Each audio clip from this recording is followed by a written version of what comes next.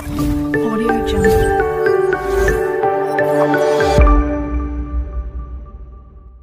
নমস্কার বন্ধুরা, গল্প বন্ধুর দরবারে আপনাদের স্বাগত। আজকে আমরা শুনতে চলেছি শ্রদ্ধেয় শীর্ষেন্দু মুখোপাধ্যায়ের লেখা ভৌতিক অথচ হাস্যরসাত্মক ছোট গল্প ইঁদারায় গণ্ডগোল। উক্ত গল্পে কণ্ঠ দিয়েছেন সৌমিতা ভট্টাচার্য পারিয়াল, দেবব্রত মুখোপাধ্যায়, অরিন্দম ঘোষ, অরিন্দম চট্টোপাধ্যায় এবং আমি অর্থাৎ সুন্দর। তো চলুন আর বিশেষ দেরি না করে আজকের গল্প শুনে নিই। শীর্ষেন্দু মুখোপাধ্যায়ের লেখা ইঁদারায় গণ্ডগোল। গল্প শুরুর আগে আপনাদের কাছে আমাদের একান্ত অনুরোধ, আমাদের চ্যানেল গল্প বন্ধুকে সাবস্ক্রাইব করুন। আপনাদের সহযোগিতা এবং ভালোবাসা আমাদের একান্ত কাম্য। ধন্যবাদ।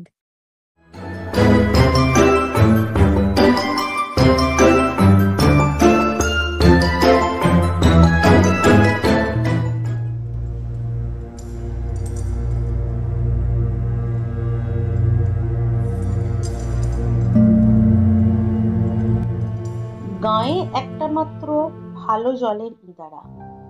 জল যেমন পরিষ্কার তেমনি সুন্দর, মিষ্টি স্বাদ, আর সেই জল খেলে লোহা পর্যন্ত হজম হয়ে যায়। লোহা হজম হওয়ার কথাটা কিন্তু গল্প নয়। রামু বাজিকর সেবার গোবিন্দপুরের হাটে বাজি দেখাচ্ছিল। সে জল জ্যান্ত পেরেক খেয়ে ফেলতো, আবার উপড়ে ফেলতো। আসলে কি খেত? ছোট ছোট পেরেক মুখে নিয়ে গেলার ভান করে জিভের তলায় কি গালে হাপিস করে রেখে দিত। তার রামুর আর সেদিন নেই, বয়স হয়েছে, দাঁত কিছু পড়েছে, কিছু নড়েছে, কয়েকটা দাঁত শহর থেকে বাঁধিয়ে এনেছে। সে তো পড়া নড়া আর বাঁধানো দাঁতে তার মুখের ভেতর এখন বিস্তর ঠোকাঠুকি, গন্ডগোল। কোনো দাঁতের সঙ্গে কোনো দাঁতের বনে না। খাওয়ার সময় মাংসের হাড় মনে করে নিজের বাঁধানো দাঁতও চিবিয়ে ফেলেছিল রামু। সে অন্য ঘটনা, থাকবে। কিন্তু এই রকম গন্ডগোলে মুখ নিয়ে পেরেক খেতে গিয়ে ভারী মুশকিলে পড়ে গেল সেবার। পেরেক মুখে অভ্যেস মতো এক গ্লাস জল খেয়ে সে বক্তৃতা করছে। পেরেক তো পেরেক, ইচ্ছা করলে হাওড়া ব্রিজও খেয়ে নিতে পারি। সেবার গিয়েছিলাম খাবো বলে, সরকার টের পেয়ে আমাকে ধরে জেলে পড়ার উপক্রম, তাই পালিয়ে বাঁচি। বক্তৃতা করার পর সে আবার যথানিয়মে ওয়াক তুলে উগরাতে গিয়ে দেখে পেরেক মুখে নেই একটাও। বেবাক জিভের তলা আর গলার ফাঁক দিয়ে সাপ হয়ে জলের সঙ্গে পেটে গিয়ে সেধিয়েছে। টের পেয়েই রামু ভয় খেয়ে চোখ কপালে তুলে যায় আর কি। পেটের মধ্যে ৮-১০টা পেরেক, সোজা কথা তো নয়। ৮ ঘন্টার মধ্যে পেটের ব্যথা, মুখে গাঁজলা। ডাক্তার কবিরাজ এসে দেখে বলল, অন্ত্রে ফুটো, পাকস্থলীতেও ছেঁদা, খাদ্যনালী লিক, ফুসফুস ফুটো হয়ে বেলুনের মতো হাওয়া বেরিয়ে যাচ্ছে। মনে হচ্ছে আশা নেই। সেই সময় একজন লোক বুদ্ধি করে বলল, বলি পুরনো ইঁদারার জল খাওয়া হতো, সব ঠিক হয়ে যাবে। ঘটি ভরা সেই জল খেয়ে রামু ৮ ঘন্টা খানেকের মধ্যে গা ঝাড়া দিয়ে উঠল। শেষ পর্যন্ত দেখা গেল সত্যি লোহা হজম হয়ে গেছে। ইঁদারার জলের খ্যাতি এমনিতেই ছিল, এই ঘটনার পর আরো বাড়ল। বলতে কি, গোবিন্দপুরের লোকের এই ইঁদারার জল খেয়ে কোনো ব্যায়ামই হয় না। কিন্তু ইদানিং একটা মুশকিল দেখা গিয়েছে। ইঁদারায় বালতি বা ঘটি নামালে দড়ি ছিঁড়ে যায়। দড়ি সব সময় যে ছিঁড়ে তাও নয়, অনেক সময় দেখা যায় বালতির হাতল থেকে দড়ির গিঁটকে যেন সযত্নে খুলে নিয়েছে। কিছুতেই জল তোলা যায় না। যতবার দড়ি বাঁধা বালতি নামানো হয় ততবারই এক ব্যাপার। গাঁয়ের লোকেরা বুড়ো পুরুষ মশাইয়ের কাছে গিয়ে পড়ল, ও ঠাকুর মশাই, ঠাকুর মশাই, একটা বিহিত করুন। ঠাকুর মশাই মাথায় হাত দিয়ে বসেছিলেন, দুঃখের সঙ্গে বললেন, ভাইয়ারা, দড়ি তো দড়ি, আমি লোহার শেকলে বেঁধে বালতি নামালাম, তো সেটাও ছিঁড়ে গেল।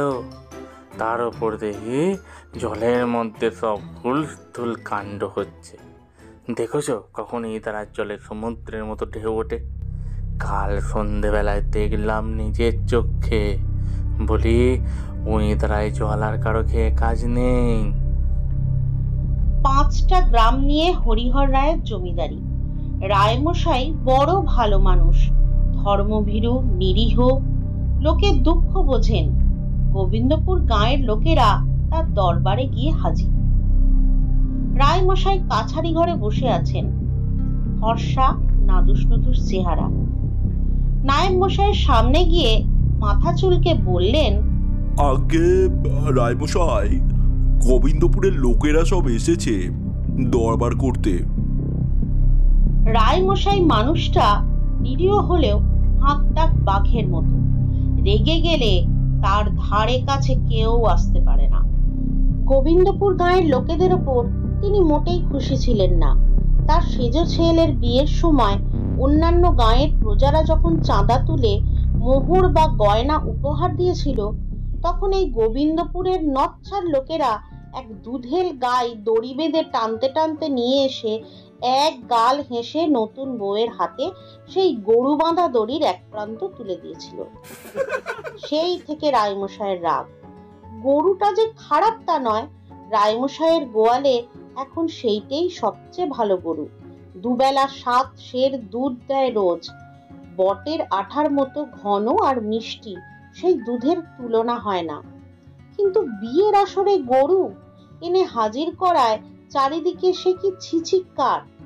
আজও সেই কথা ভাবলে রায়মশাই লজ্জায় অধঃপতন হন, আবার রাগে রক্তবর্ণও হয়ে যান। সেই গোবিন্দপুরের লোকেরা দরবার করতে এসেছে শুনে রায়মশাই রাগে হুঙ্কার ছেড়ে বলে ওঠেন, কি চায় ওরা? সেই হুঙ্কারে নায়েব মশাই 3 হাত পিছিয়ে গেলেন। প্রজারা আঁতকে উঠে ঘামতে লাগলো। স্বয়ং রায়মশাইয়ের নিজের কোমরের কষি পর্যন্ত আলগা হয়ে গেল। গোবিন্দপুরের মাতব্বর লোক হলেন পুরুত চক্রবর্তী মশাই।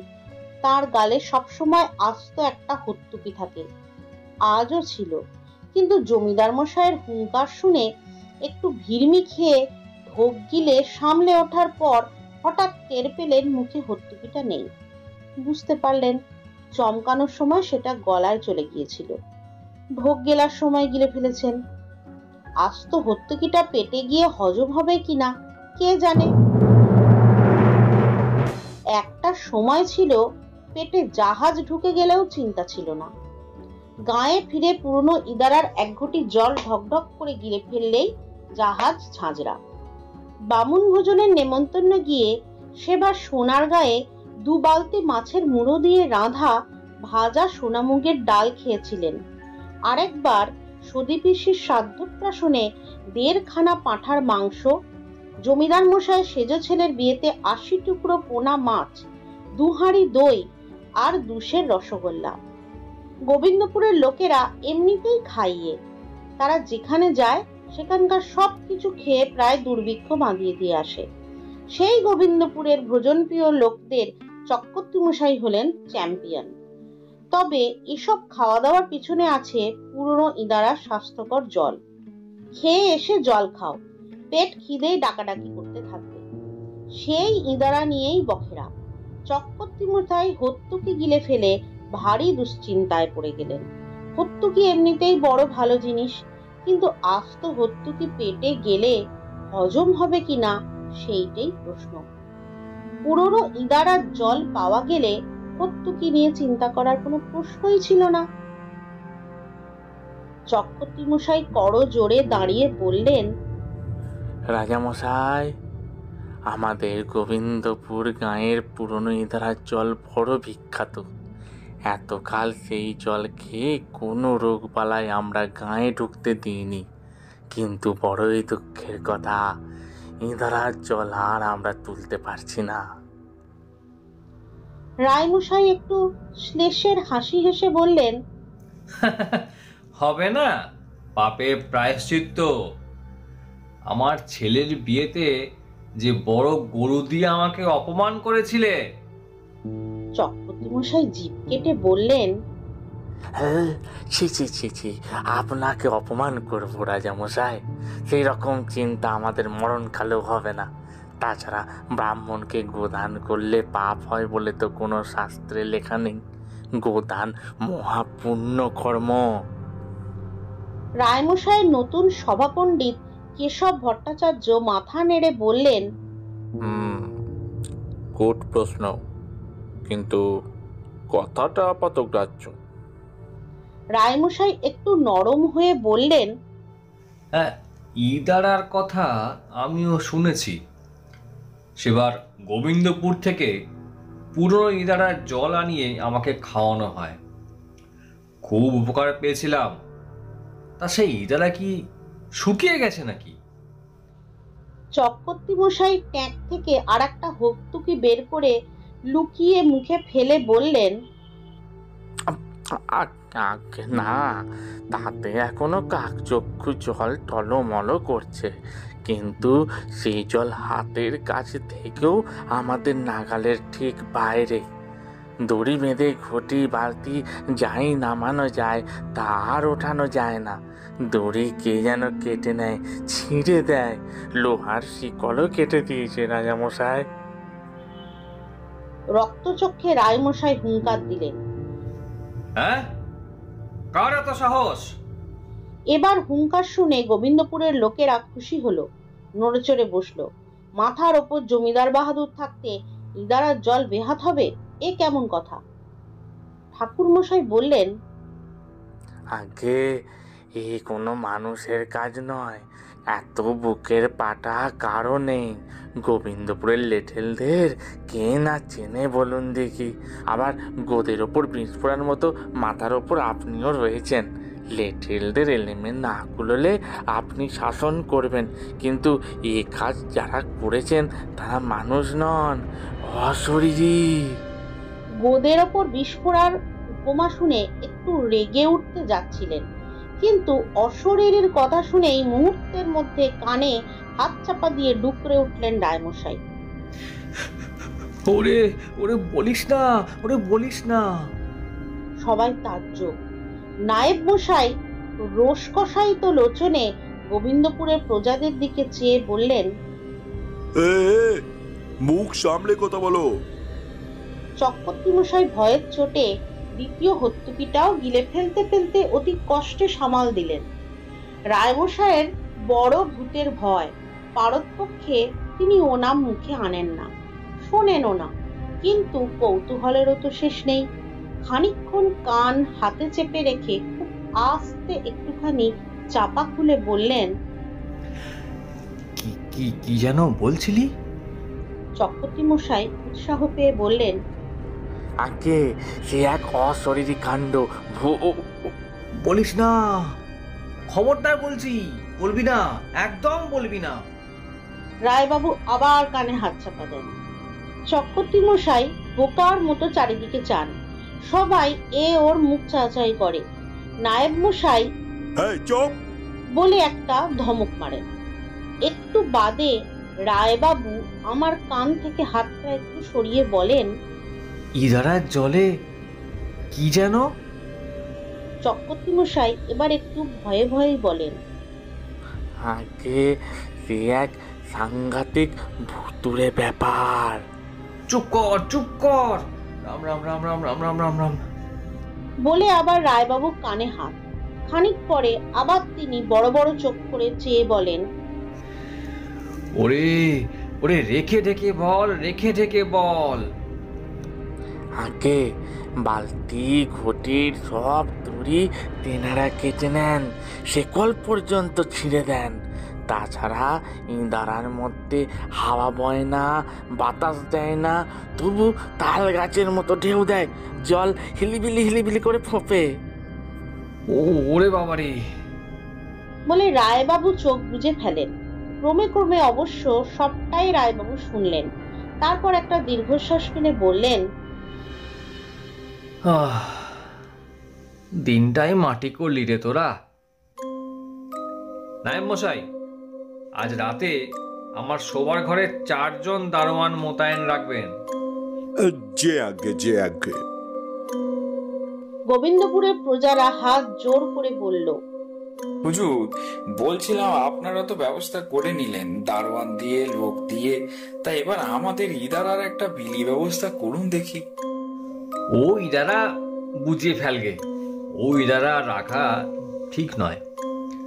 দরকার হলে আমি ইদারা বোঝানোবার জন্য গো গাড়ি করে ভালো মাটি পাঠিয়ে দেবো ক্ষণ। তখন শুধু গোবিন্দপুরের প্রজারাই নয়, কাছারি ঘরের সব প্রজাই হাঁ হাঁ করে উঠে বলল, তা হয় না হুজুর, সেই ইদারার জল আমাদের কাছে ধন্বন্তরী, আর তাছাড়া জল তো নষ্ট হয়নি, আর পোকাও লাগেনি। কয়েকটা শুধু। রায়বাবু হুঙ্কার দিলেন, চুপ! ও নাম মুখে আনবি তো মাটিতে পুঁতে ফেলবো। সবাই চুপ মেনে যায়। রায়বাবু বেজার মুখে কিছুক্ষণ ভেবে ভট্টাচার্য মশাইয়ের দিকে চেয়ে বললেন, আচ্ছা, এ তো লেথেলের কর্ম নয়, একবার যাবেন নাকি সেখানে? রায়মশাইয়ের আগের সভা পণ্ডিত মুকুন্দ শর্মা 100 বছর পার করে এখনো বেঁচে আছেন, তবে একটু অথর্ব হয়ে পড়েছেন। ভারী ভুলো মন, আর দিনরাত খাই, তাই তাকে দিয়ে কাজ হয় না। তাই নতুন সভা পণ্ডিত রাখা হয়েছে কেশব ভট্টাচার্যকে। কেশব এই অঞ্চলের লোক নন, কাশী থেকে রায়মশাই তাকে আনিয়েছেন। তার ক্ষমতা বা পাণ্ডিত্য কতদূর তা পরীক্ষা এখনো হয়নি, তবে লোকটিকে দেখলে শ্রদ্ধা হয়। চেহারাখানা বিশাল তো বটেই, গায়ের বর্ণ উজ্জ্বলতাও সে বেশি কথা নয়, তবে মুখের দিকে চাইলে বোঝা যায় চেহারার চেয়ে বেশি কিছু এর আছে, সেটা হলো চরিত্র। জমিদারের কথা শুনে কেশব একটু হাসলেন। পরদিন সকালেই গোগাড়ি চেপে কেশব রওনা হয়ে গেলেন গোবিন্দপুর। পিছন পায়ে হেঁটে গোবিন্দপুরের 102 লোক। দুপুর পেরিয়ে গিয়ে ঢুকে কেশব মোড়লের বাড়িতে একটু বিশ্রাম করে ইদারার দিকে রওনা হলেন। সঙ্গে গোবিন্দপুর আর আশেপাশের গায়ের হাজার হাজার লোক। ভারী সুন্দর একটা জায়গায় ইদারাটি খোঁড়া হয়েছিল। চারিদিকে কলকে ফুল আর ঝুমকো জবার কুঞ্জবন। একটা বিশাল পিপুল গাছ ছায়া দিচ্ছে। ইদারার চারধারে বড় বড় ঘাসের বন, পাখি ডাকছে, প্রজাপতি উড়ছে। কেশব আস্তে আস্তে ইদারার ধারে এসে দাঁড়ালেন। মুখখানা গম্ভীর, সামান্য ঝুঁকে জলের দিকে চাইলেন। সত্যিই কাকচক্ষু জল, টলটল করছে। কেশব আস্তে আস্তে করে বললেন, কে আছিস? উঠে আয় বলছি, নইলে কিন্তু থুঁতে ফেলবো। এই কথায় কি হলো কে জানে, ইদারার মধ্যে হঠাৎ হুলুস থুলুস পড়ে গেল। প্রকাণ্ড প্রকাণ্ড ঢেউ দিয়ে জল ইদারার কানা পর্যন্ত উঠে আসতে লাগলো। সেই সঙ্গে বো বো বাতাসের শব্দ। লোকজন এই কাণ্ড দেখে দৌড়ে পালাচ্ছে।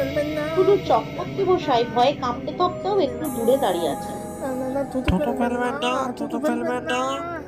বলতে বলতে ইদারা থেকে শয়ে শয়ে ভূত বেরোতে থাকে। চেহারা দেখে ভড়কাবার কিছু নেই। রোগা লিকলিকে কালো কালো সব চেহারা, তাও রক্তে মাংসের নয়, ধোঁয়াটে জিনিস দিয়ে তৈরি। সব কটার গা ভিজে সপ সপ করছে, চুল বেয়ে জল পড়ছে। কেশব তাদের দিকে চেয়ে গম্ভীর হয়ে বললেন, ঢুকেছিলি কেন এখানে? আগে ভূতের সংখ্যা বড়ই কমে যাচ্ছে যে। এই ইদারার জল খেয়ে এই তল্লাটের লোকের কোনো রোগবালাই নেই। 100-150 বছর পর্যন্ত এখানে হেসে খেলে বাঁচে।